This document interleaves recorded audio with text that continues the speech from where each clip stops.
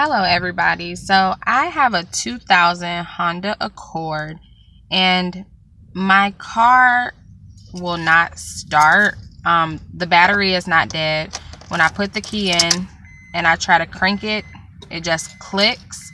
I have gas in my car, but my gas needle is a little broken, but I just came from the gas pump, so I do have gas. Whenever I try to turn the key, it's no crank, no start. If anybody could possibly give me some ideas on what's going on with it, I will post a video after this video just to kind of give you guys a little more information. If anybody could possibly help me, I do want to keep this car as long as I possibly can. The only way my car will start from here is I have to get a jump.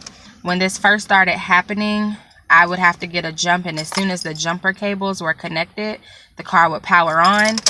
But now I have to have jumper cables hooked up to my car for at least 20 minutes before it starts.